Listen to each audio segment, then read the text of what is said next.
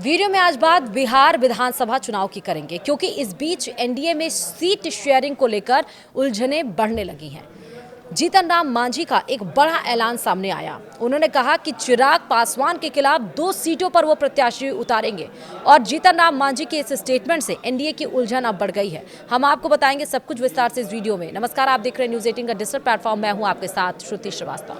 बिहार में seat sharing को लेकर मामला उलझता ही जा रहा है। राज्य में सत्तारूढ़ एनडीए में सीटों को लेकर तकरार बना हुआ है। केंद्रीय मंत्री और हिंदुस्तान आवाम मोर्चा के नेता जीतन राम मांझी ने कहा कि उनकी पार्टी बोधगया और मखदुमपुर में चिराग पासवान के उम्मीदवारों के खिलाफ अपना उम्मीदवार उतारेगी। सीट शेयरिंग के तहत मखदुमपुर और बोधगया सीट चिराग की पार्टी को दिया गया है। मखदुमपुर जीतन राम मांझी की सीट रही है। एनडीए में सीटों के बंटवारे को लेकर कई दिनों से मंथन चल रहा था, लेकिन आपसी सहमति नहीं बन पा रही थी।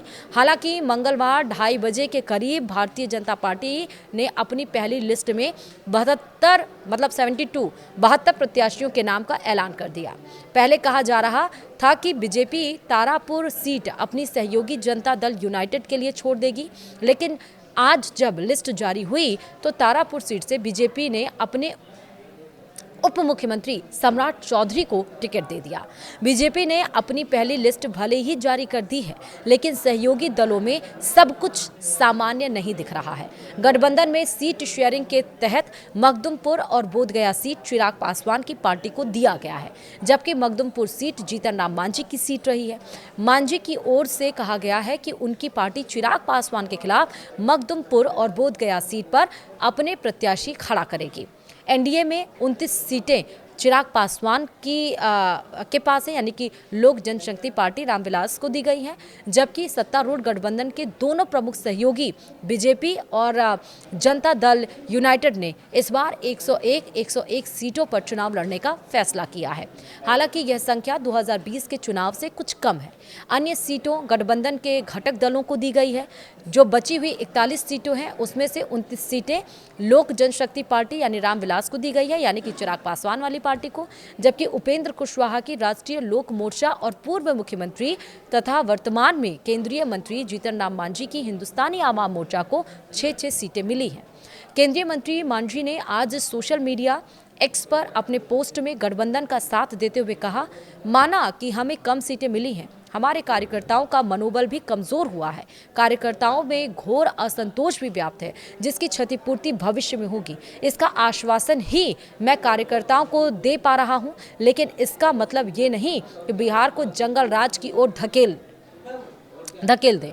बिहार के आवाम की रातों की नींद और दिन का चैन को खत्म कर दे। बिहार के लिए, बिहारित के लिए और बिहारियों के मान सम्मान के लिए हम सब तैयार हैं। मतलब हम अपनी पार्टी का नाम ले रहे हैं। जीतेगा एनडीए, बना रहेगा बिहार का सम्मान। इसी के साथ ही अब एनडीए की उलझनें तेज हो चुकी हैं। लिस्ट तो जारी हुई, लेकिन जीतन राम मांझी जो पहले ही सीट को लेकर ऐलान कर रहे थे कि अगर मुझे 15 सीटें नहीं मिली तो मैं चुनाव नहीं लड़ूंगा।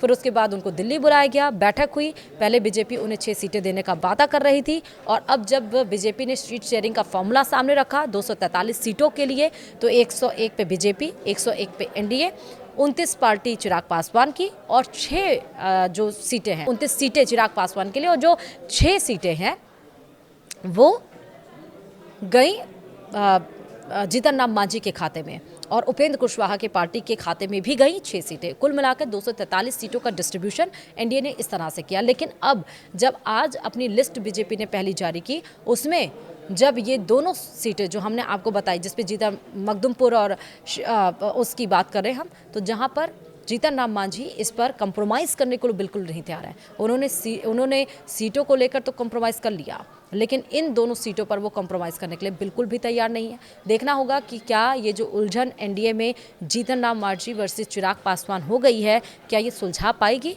या इसका आने वाले समय में खामियाजा भुगतना पड़ेगा। क्योंकि बिहार में 243 सीटों पे नवंबर में चुनाव है।